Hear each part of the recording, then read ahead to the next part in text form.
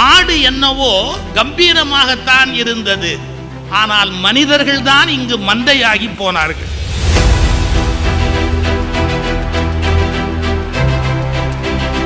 நம்முடைய மருத்துவர் வேணி அவர்கள் ஒரு அருமையான கருத்து சொன்னார்கள். இன்னைக்கு எல்லாரும் ஸ்ட்ரெஸ்ல கஷ்டப்படுறாங்க. இவர் பேசணுமா, இவருக்கு அப்புறம் அவர் பேசணுமா, அவர் பேசி அதுக்கப்புறம் அவர் நிறைவுரை சொல்லணுமா, அதுக்கப்புறம் நன்றி உரைன்னு வேற ஒன்று சொல்லுவாங்களாம்.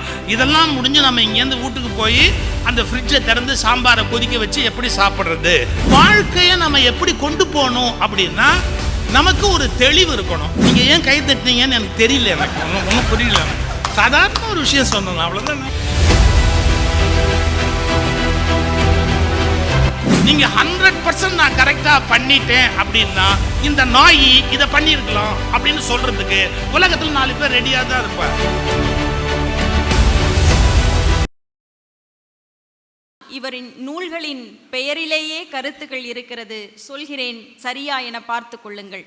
அச்சம் தவிர்த்து உணவை உயிராக்கி விஞ்ஞானமும் மெய்ஞானமும் படித்து ஜெயித்து இந்த நாளை இனிய நாளாய் மாற்றியவர் இவர். வாழ்தல் ஒரு கலை, வாழ்ந்து பார்க்கலாம் வா என ஆனந்த பரமானந்தம் தந்தவர். நினைப்பதும் நடப்பதும் எதுவாயினும் மனசை ஒரு மந்திர சாவியாய் மாற்றினால் எப்போதும் சந்தோஷமாய் நல்ல வண்ணம் வாழலாம் என சொன்னவர். முதலிடம் பெற்று வெற்றி மீது வெற்றி வந்தாலும் வாழ்வியல் சிந்தனைகள் கற்று பிரார்த்தனை செய்தால் மனிதனும் தெய்வமாகலாம் என ஊருக்கு நல்லது சொன்னவர். சிலருடைய வாழ்க்கை வித்தியாசமாயிருக்கும், ஆனால் வாழ்க்கைக்கும் வரிகளுக்கும் எந்த வித்தியாசமும் இல்லாமல் வாழ்பவர். படை கொண்டு புகழ் சேர்த்த மூவேந்தரை போல தமிழ் கொண்டு புகழ் சேர்க்கும் சொல்வேந்தர் ஐயா அவர்களை சிறப்புரையாற்ற அன்போடு அழைக்கின்றோம். எல்லாருக்கும் வணக்கம். பொதுவாகவே நிறைய நல்ல பேச்சாளர்கள் இருக்கிற மேடையில் பேசுகிறது ரொம்ப கஷ்டம். அதுலேயும் சண்முக வடிவேலுக்கு பிறகு பேசுகிறது ரொம்ப ரொம்ப கஷ்டம். எல்லாரையும் உருண்டு உருண்டு சிரிக்க வைப்பார். இவ்வளவு நல்ல நகைச்சுவை மந்தத்தில் மகிழ்ச்சியாக சிரிக்கணும் அப்படிங்கிறதுக்காக அவருக்கு தேங்காய் கூட வாங்க தெரியாது. அப்போ என்ன அர்த்தம்னா, சொற்பொழிவாளனாக இருக்கிறவனுக்கு தேங்காய் கூட வாங்குகிற அளவுக்கு அறிவு வேண்டியதில்லை அப்படின்னு ஒரு மிகப்பெரிய உண்மையை, அதை பற்றி 1 மணி நேரம் பேச சொன்னால் நாங்கள் பேசுவோம். தேங்காய் வாங்குவது எப்படி அப்படின்னு ஒரு புஸ்தகம் கூட போடுவோம். ஆனால் வாங்கிக்கிட்டு வந்த தேங்காயாக இருக்காது. ரொம்ப அருமையான பல செய்திகளை அவர் எடுத்து சொன்னார். நான் ஒவ்வொருத்தரையும் சொல்லணும், அதுக்கு ஒரு 15 நிமிஷம் ஓடி போயிடும், கொஞ்சம் கஷ்டம். ஆனால் சொல்லாமல் போக முடியாது. நான் நாடாளுமன்ற உறுப்பினருக்கு ஒரு சின்ன விண்ணப்பம். இனிமேல் நீங்கள் பார்லிமெண்ட்டு போகும்போது கொஞ்சம் ஜாக்கிரதையாக போங்க. கண்டவனும் வர்றான், கண்டவனும் போகிறான், அதனால் கொஞ்சம் ஜாக்கிரதையாக போயிட்டு வாங்க, போகும்போது கொஞ்சம் கவனமாக போயிட்டு வாங்க அப்படின்னு சொல்லி கொஞ்சம் பணிவோடு கேட்டுக்கிறேன். உங்களை பார்த்து அவங்க பயப்படுவாங்க, அது வேறு சமாச்சாரம். இருந்தாலும் உங்களுக்கும் பாதுகாப்பாக இருக்கட்டுமே அப்படின்னு ஒரு வேண்டுதல், அதையும் அவர்கிட்ட கேட்டுக்கிறதுக்கு நான் ரொம்ப கடமைப்பட்டிருக்கிறேன். எங்கள் ஐயா அப்துல் காதர் அவர்களுடைய பெருமையை சொல்கிறதுனா மணிக்கணக்காக சொல்லலாம். அதை சொல்கிறேன். தம்பி மாது அவர்கள், நெல்லை ஜெயந்தா அவர்கள், நம்முடைய மருத்துவர் அம்மா அவர்கள், என்னுடைய அருமை சகோதரர் சிவகுருநாதன் அவர்கள், அம்மன் கம்பி நம்முடைய உரிமையாளர் தலைவர் அவர்கள், இந்த விழா தலைவர், இன்னும் எல்லா நகைச்சுவை மந்தத்தை சார்ந்த அத்தனை பேருக்கும் என்னுடைய பணிவான வணக்கம். ஐயா அப்துல் காதர் சொற்களில் ரொம்ப வல்லவர். கவித்துவமான சொற்கள் உரைநடை பேச்சிலேயே அவருக்கு வரும். அது ஒரு பெரிய அதிசயம். ஏன்னா சில பேருக்கு கவிதைன்னு சொன்னாலேயே அதில் கவிதை வராது. ஆனால் அவருக்கு பேச்சிலேயே இயல்பில் கவிதை வரும். அது ஒரு பெரிய அதிசயம். இப்போ நெல்லை ஜெயந்தா அவர்களுக்கும் நம்ம பார்த்தோம் எவ்வளோ பெரிய ஆற்றல் அப்படின்னு. சொற்கள் அவங்களுக்கு ஊழியம் பண்ணும், அப்படி நிற்கும். மகாவித்வான் மீனாட்சி சுந்தரம் பிள்ளையை பற்றி சொல்லுவாங்க. வயசான காலத்தில் அவருக்கு அந்த கை நடுக்கம் வந்துருச்சு. இப்படி அந்த கை இப்படி நடுக்கம் வரும் இல்லையா, ஒரு ஏஜில் அந்த கை நடுக்கம் வந்துருச்சு. அப்படி கை நடுங்கிறத பற்றி ஒருத்தர் சொன்னார். அவருக்கு கை நடுக்கம் நோய் இல்லைப்பா, அவர் கவிதை எழுதும்போது சொற்கள்லாம் வரிசையாக நின்று என்ன உங்கள் பாட்டில் சேர்த்துக்குங்க, என்ன உங்கள் பாட்டில் சேர்த்துக்கங்கிற போது போப்போ அப்புறம் வா, போப்போ அப்புறம் வான்னு சொல்லி சொல்லி அதுவே அவருக்கு கை அந்த அமைப்பாக ஆகிப்போச்சு அப்படின்னு கை நடுக்கத்தை பற்றி மகாவித்வான் மீனாட்சி சுந்தரம் பிள்ளைய ஒருத்தர் பெருமையாக பேசினார். அப்படி சொற்கள் ஊழியம் பண்ணோம். சேலத்தில் நானும் அவரும் ஒரு கல்யாணத்தில் கலந்துக்கிறோம். தெரியும், மார்கழி விழா அந்த திருமணம் எங்களுக்கு ரொம்ப வேண்டிய குடும்பம். அதில் சொல்கிறாரு, மணமக்களை வாழ்த்தும் போது மணமக்களுக்கு என்ன கொடுத்தா மகிழ்ச்சி அடைவாங்க? லட்டு கொடுத்தால் மகிழ்ச்சி அடைவார்களா? துட்டு கொடுத்தால் மகிழ்ச்சி அடைவார்களா? வெள்ளி தட்டு கொடுத்தால் மகிழ்ச்சி அடைவார்களா? நகை நட்டு கொடுத்தால் மகிழ்ச்சி அடைவார்களா?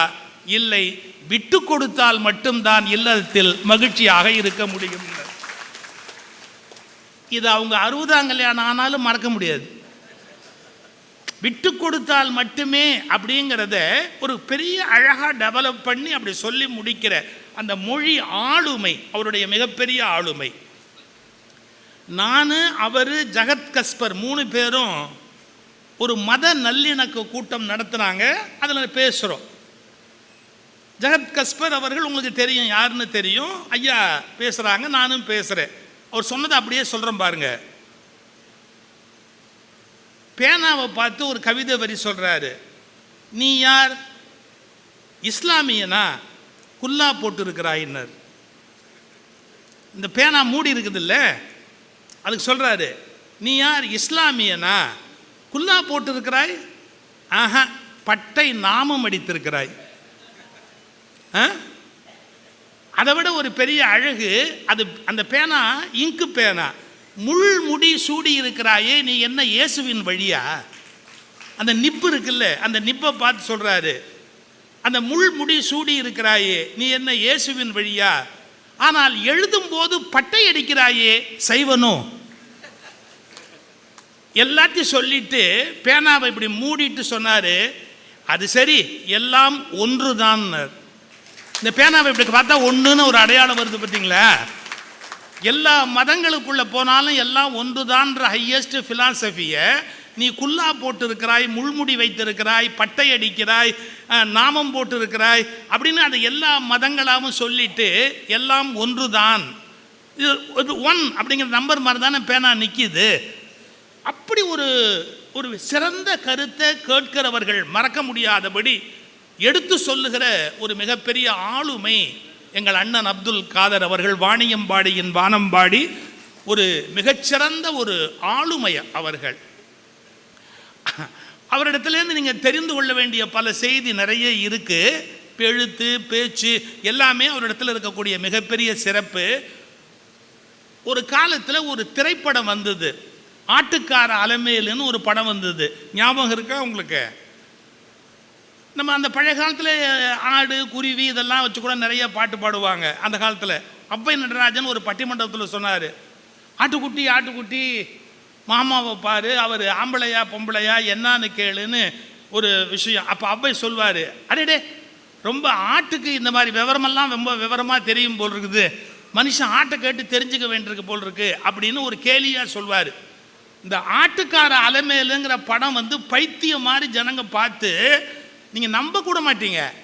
அதனுடைய 100வது நாள் விழாவில் ஆட்டை ஊர்வலமாக கூட்டிகிட்டு போனான். அதை நடித்து ஆடு இருக்குது பார்த்தீங்களா, அதை ஊர்வலமாக கூட்டிகிட்டு போகிறா. அதுக்கு நல்லா அலங்காரம் பண்ணி எல்லாம் பண்ணி அது ஊர்வலமாக போனது பெருசு இல்லை, அந்த ஊர்வலத்துக்கு ஜனங்க கூட்டம் கூட்டமாக போய் பார்க்குறாங்க.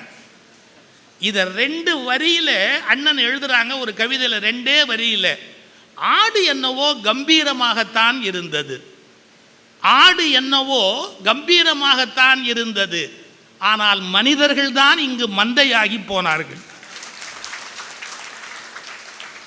எவ்வளவு பெரிய வார்த்தை! ஆட்டு மந்தைன்னு ஒரு வார்த்தையை நம்ம பயன்படுத்துகிறோம். ஆடு என்னவோ கம்பீரமாகத்தான் இருந்தது, ஆனால் மனிதர்கள் தான் இங்கே மந்தையாகி போனார்கள் அப்படின்னு ஒரு மிகப்பெரிய சமூக இழிவை எவ்வளவு அழகான கவிதையின் மூலமாக வெளிப்படுத்தி காட்டுகிறார்கள். இந்த மாதிரியான எழுத்தாற்றல், பேச்சாற்றல், சிந்தனையாற்றல், சொல்வன்மை இதெல்லாம் அவர்கள் நமக்கு தமிழ் சமூகத்துக்கு வழங்கி இருக்கிற கொடை. அதனால தான் அவருடைய பவள விழாவை இது ஒரு தமிழர்களுடைய பெருவிழாவாக இருக்க வேண்டும் என்ற எண்ணத்தில் நம்முடைய திருச்சிராப்பள்ளி நகைச்சுவை மன்றம் ஒரு மிக பிரம்மாண்டமான பெரிய விழாவாக அதை நடத்த வேண்டும் என்று தீர்மானித்தமைக்காக இந்த திருச்சி நகைச்சுவை மன்றத்தாரே நான் மனமாற வாழ்த்துகிறேன், பாராட்டுகிறேன். நீங்கள் பணியுடைய நல்ல அருமையான நல்ல பணிகளை, பயனுடைய நல்ல பணிகளை செய்கிறீர்கள். உங்களுக்கு என்னுடைய மனப்பூர்வமான வாழ்த்துக்களை சொல்லிக் கொள்ளுகிறேன். நகைச்சுவை மன்ற விழாவில் நீங்கள் பொதுவாக 2 செய்தி பேசணும் அப்படின்னு சொல்லி சிவகுரு அவர்கள் சொன்னார்கள். 1-2 செய்திகள் நான் பொதுவாக சொல்லிட்டு அதுக்கப்புறமா அந்த சொற்பொழிவை நிறைவு பண்ணுவது சரியாக இருக்கும். ஐயா, நம்முடைய மருத்துவர் வாணி அவர்கள் பேசும்போது வேணி அவர்கள் ஒரு அருமையான கருத்து சொன்னார்கள். இன்றைக்கி எல்லாரும் ஸ்ட்ரெஸ்ஸில் கஷ்டப்படுறாங்க. நியூராலஜிக்கல் ப்ராப்ளம் ஏற்படுறதுக்கு காரணமே மனிதர்களுடைய மன அழுத்தம் ரொம்ப அதிகமாக போச்சு அப்படின்னாங்க. அது உண்மை.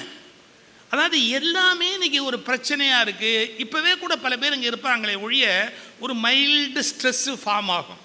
இவர் பேசணுமா, இவருக்கு அப்புறம் அவர் பேசணுமா, அவர் பேசி அதுக்கப்புறம் அவர் நிறைவுரை சொல்லணுமா, அதுக்கப்புறம் நன்றி உரைன்னு வேறு ஒன்று சொல்லுவாங்களாம்.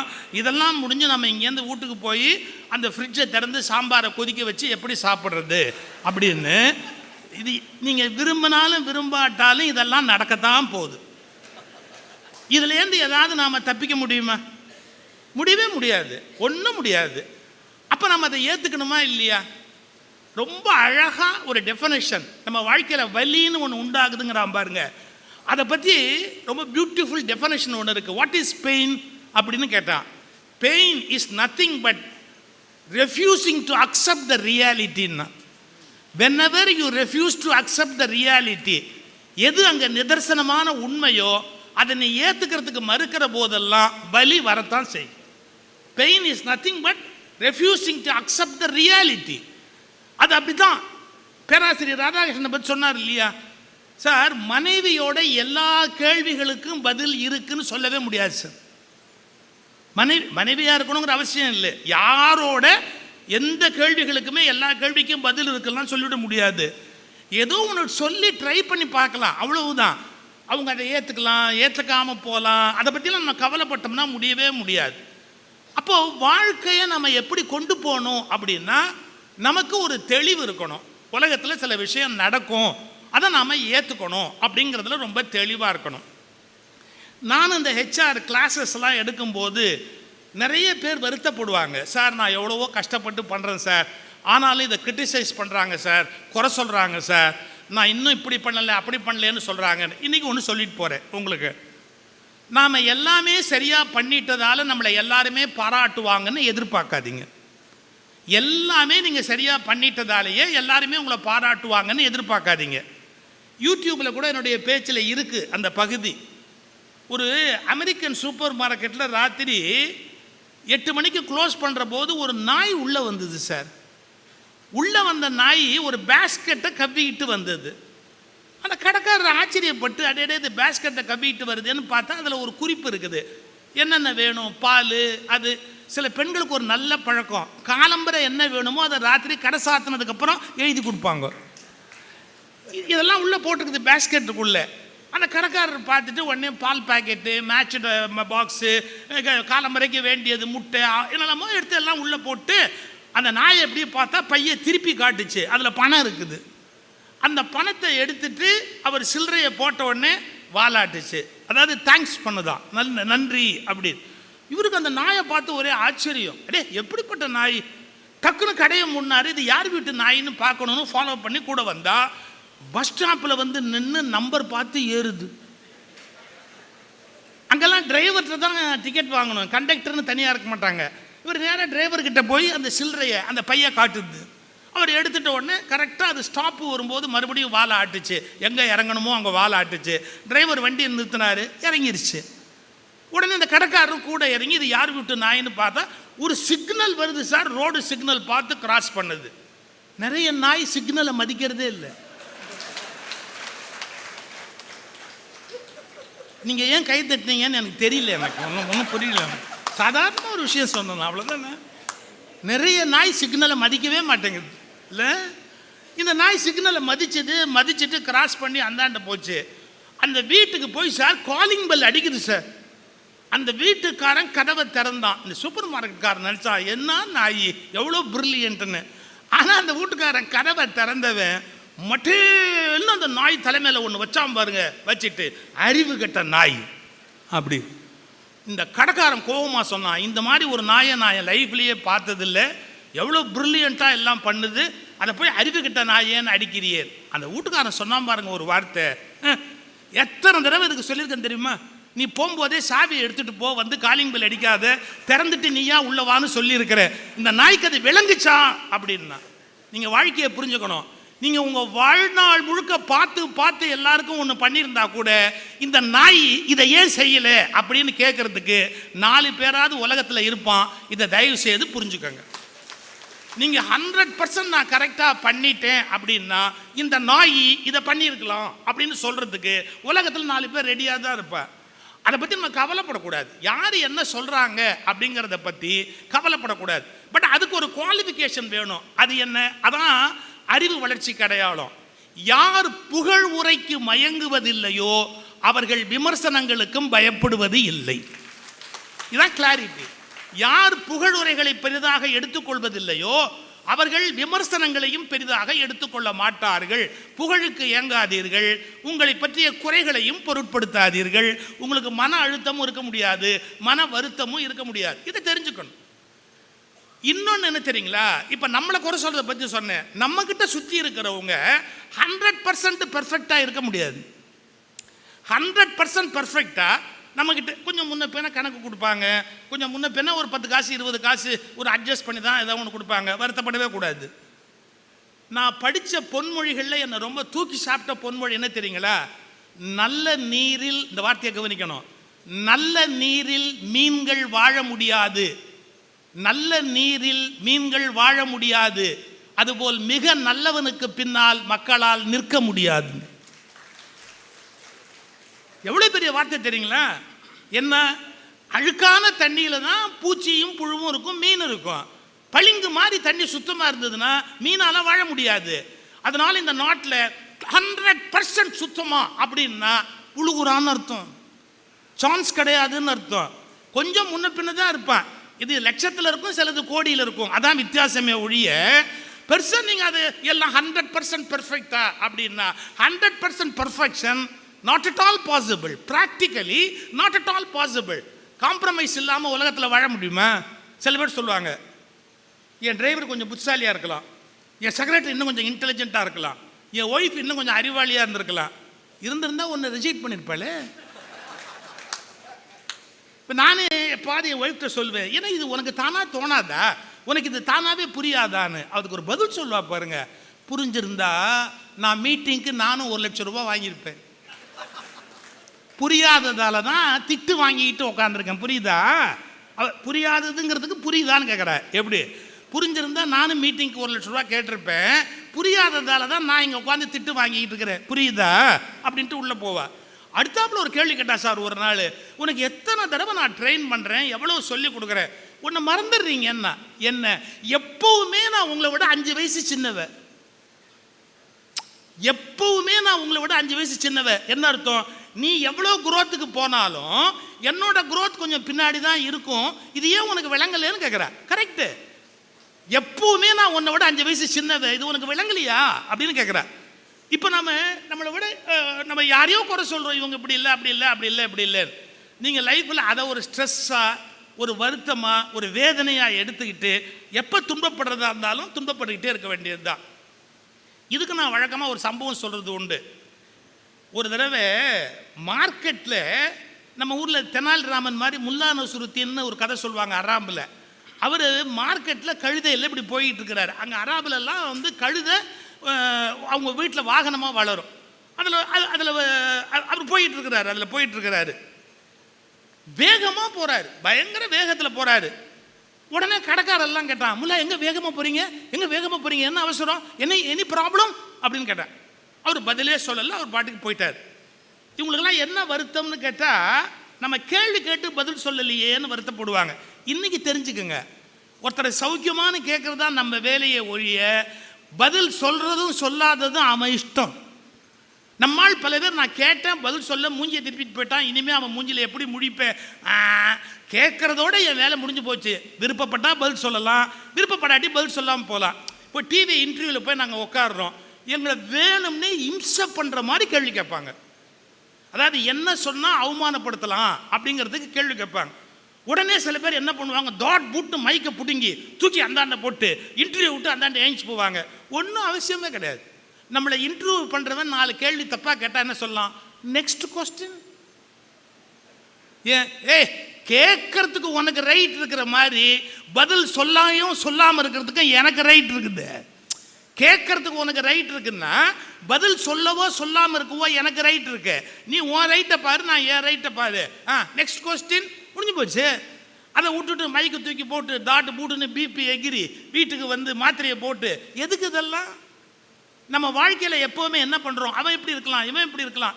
இவர் போகும்போது கேட்டான், ஏன் போகிற வேகமானு பதில் சொல்லலை. எல்லாரும் வருத்தப்பட்டான். மறுநாள் இவர் வராரு பாருங்க, கழுதையை விட்டுட்டு வந்தார். கேள்வியை மறுபடியும் கேட்டான், நேத்திக்கு நீ வேகமாக போன, உன்னை நிறுத்தி நாங்கள் கேள்வி கேட்டோம், நீ ஏதாவது மரியாதையாக பதில் சொன்னியா? நீ எங்கே வேகமாக போகிறேன்னு கேட்டோமே, பதில் சொன்னியான். அவர் கேட்டார், யார் வேகமாக போனா? நீன்னா கரெக்டாக சொல். கழுதை. அதை கேட்கறதுக்கு ஒரு பயலுக்கு தைரியம் இல்லை. அந்த கழுதையை கேட்கறதுக்கு ஒரு பயலுக்கு துப்பு இல்லை. சும்மா உட்காந்து போன, ஏன் உயிரை எடுக்கிறீங்க, ஏன் வேகமாக போனேன், ஏன் வேகமாக போனேன்னு. ஏன் வேகமாக போவேன் அதுக்கு தானே தெரியும், எனக்கு எப்படி தெரியும்? இவெல்லாம் கேட்டான், உன் கழுதையை பற்றி உனக்கு தெரியாதான்னா. உங்களுக்கெல்லாம் ஏன் கழுதையை பற்றி தெரியாது என்ன? இது வரைக்கும் நான் சொன்னபடி அது நடந்ததே இல்லை. ஏன்? அது கழுத சொன்னபடி கேட்டாது, அப்புறம் எப்படி? அது கழுத சொன்னபடி கேட்காது. ஆனால் நான் இப்போ ரொம்ப சௌரியமாக இருக்கேன். எப்படி சௌரியமாக இருக்கு? அது வேகமாக போனால் வேகமாக வேலையை முடிச்சுக்கணும், மெதுவாக போனால் மெதுவாக முடிச்சுக்கணும். அது தெற்க போனால் தெற்க வேலையை முடிச்சிடணும், வடக்க போனால் வடக்க வேலையை முடிச்சிடணும். நான் இப்போ ரொம்ப கம்ஃபர்டபுளாக இருக்கிறேன், கழுதையோட காம்ப்ரமைஸ் பண்ணிக்கிட்டேன்னார். உங்களுக்கும் நான் அதே தான் சொல்கிறேன். நீங்களும் லைஃப்பில் கம்ஃபர்டபுளாக இருக்கணும்னா பல கழுதைங்களோட காம்ப்ரமைஸ் பண்ணிக்கிறத தவிர வாழ்க்கையில் வேற வழி கிடையாது. பல கழுதைங்களோட காம்ப்ரமைஸ் பண்ணால் மட்டும்தான் கம்ஃபர்டபுள் லைஃப் நடத்த முடியுமே ஒழிய, இவன் ஏன் இப்படி இருக்கிறான், அவன் ஏன் இப்படி இருக்கிறான், இவனுக்கு என்ன வந்தது, நம்ம அதை பற்றிலாம் சீரியஸாக எடுத்துக்கிட்டா அவங்க சொன்ன மாதிரி தினம் வந்து உங்களை தான் பார்க்க வேண்டியிருக்கும். நான் இப்போ அவங்கக்கிட்ட போகாமல் இருக்கிறதுக்கான ஏற்பாடு என்னென்ன உண்டோ அவ்வளோத்தையும் இங்கே பண்ணிக்கிட்டு இருக்கிறேன். அவங்க என்ன சொல்கிறாங்க, நீங்கள் எவ்வளோ சொன்னாலும் வர்றவங்க வருவாங்கங்கிறாங்க. நீங்கள் சொன்னதுனால யாரும் வராமல் இருந்துட மாட்டாங்க, வர்றவங்களாம் வருவாங்க. குறைஞ்சபட்சம் ஒன்று பண்ணுங்க, என்ன, நகைச்சுவை மன்றத்துக்காவது வந்துக்கிட்டு இருங்க. அப்போ அவங்ககிட்ட போகிற ஒரு 4 பேர் குறைவீங்க. சார் சிரிக்கணும் சார், மனுஷன் மகிழ்ச்சியாக இருக்கணும் சார், இல்லாட்டி மசில்ஸ் எல்லாம் கிராம்ப் ஆகிடும். அப்படியே அது வந்து சுருக்கம் பிடிச்சி போய் அதில் எத்தனை விதமான நோய் வருது தெரியுமா? மன மகிழ்ச்சியோடு இருப்பதற்குரிய ஒரு தன்மையை நாம் வைத்துக்கொள்ள வேண்டும். சிந்திக்க பழகணும், சந்தோஷமாக இருக்கிறதுக்கு பழகணும். என்னென்ன வகையில் இன்னொன்று சொல்லட்டுமா, இதை சொல்லி நான் முடிச்சிடுறேன், நிஜமாகவே இதை சொல்லி முடிச்சிடுறேன். அதாவது எது எது இயல்பாக நடக்குதோ அது என்ன ஏதுன்னு போட்டு குடையக்கூடாது. தானாக இயல்பாக சில விஷயம் நடந்துடும். இப்போ நகைச்சுவை மன்ற ஆண்டு விழான்னு சொன்னால் ஒரு 15 பேராவது பேசுவாங்க அப்படிங்கிறத ஒன்றும் பண்ண முடியாது, அதை மாற்ற முடியாது.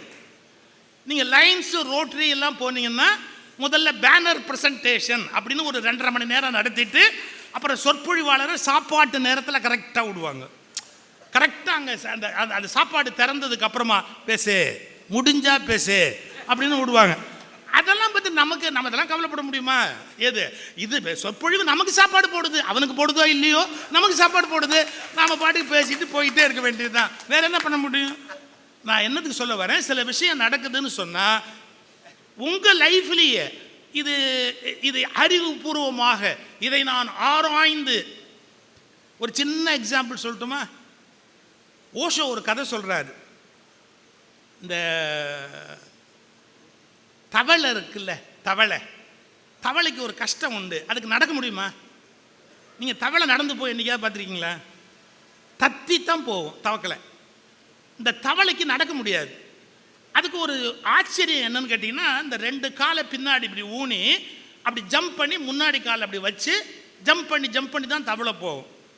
நமக்கு 2 கால் இப்படி அமைஞ்சு போச்சு, முன்னாடி கால் இந்த பின்னாடி காலை ஊனி முன்னாடி காலை அப்படி ஜம்ப் பண்ணி நம்ம போக வேண்டியிருக்குன்னு தன்னை பற்றி வருத்தப்பட்டுக்கிட்டு தவளை என்ன பண்ணுச்சு, இது என்ன இப்படி இருக்குன்னு திரும்பி பார்க்கும்போது இதுக்கு ஒரு பேர் தமிழில் இருக்கு, ரயில் பூச்சின்னு ஒரு பூச்சி சொல்லுவான், மரவட்டைன்னு சில பேர் சொல்லுவான். நீங்கள் அதில் 2 டைப் இருக்குது, கருப்பு ஒன்று இருக்குது, இன்னொன்று சிவப்பு ஒன்று இருக்குது. கருப்பு கொஞ்சம் சின்னதாக இருக்கும், சிவப்பு வந்தே பாரத் மாதிரி இருக்கும், இது கொஞ்சம் பேசஞ்சர் மாதிரி இருக்கும்.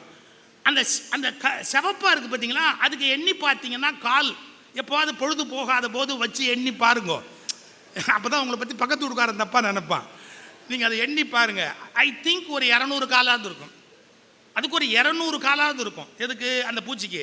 இந்த தவளை என்ன கேட்டு தான் அதை பார்த்து, எப்படி ஒன்றால் நடக்க முடியுது, எனக்கு இந்த 2 காலை வச்சுக்கிட்டு இந்த கால் போகிறது வர்றதுங்கிறதே நடக்க மாட்டேங்குது, நீ 200 கால் வச்சிருக்கிறியே, எந்த காலை முன்னாடி வைப்ப, எந்த காலை பின்னாடி வைப்ப, எந்த காலுக்கு அப்புறம் எந்த கால் அப்படிங்கிறதுலாம் உனக்கு தடுமாற்றமே வராதா, எப்படி நடக்கிற கொஞ்சம் சொல்லி காட்டு அப்படின்னுது. அதுக்கப்புறம்தான் அந்த பூச்சி யோசிக்க ஆரம்பிச்சுதான், நம்ம எப்படி நடக்கிறோம், நம்ம எந்த காலை முதல்ல வைக்கிறோம், ஏன் அந்த காலை வச்சு அப்புறம் இந்த காலை வைக்கிறோமா, இந்த காலை வச்சு அந்த காலை வைக்கிறோமா. அன்னையிலேருந்து அதால் நடக்கவே முடியலன்னா.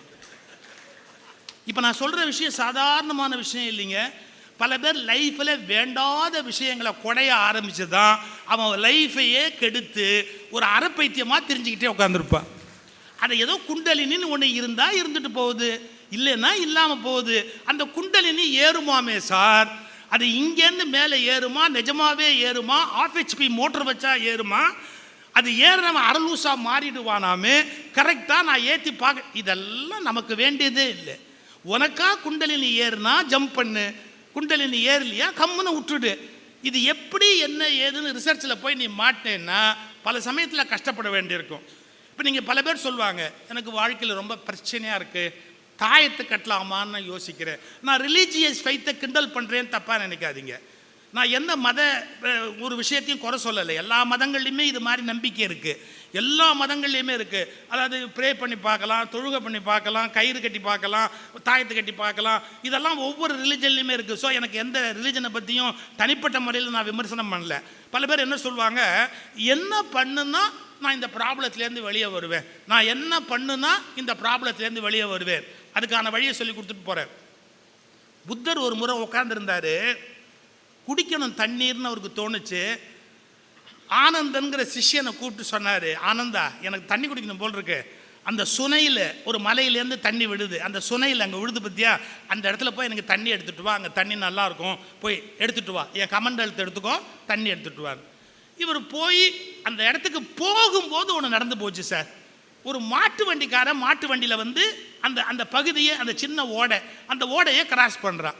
உங்களுக்கு தெரியும், மாட்டு வண்டி சக்கரம் அதில் ஏறி இறங்குனா தண்ணி என்ன ஆகும், கலங்கி போச்சு.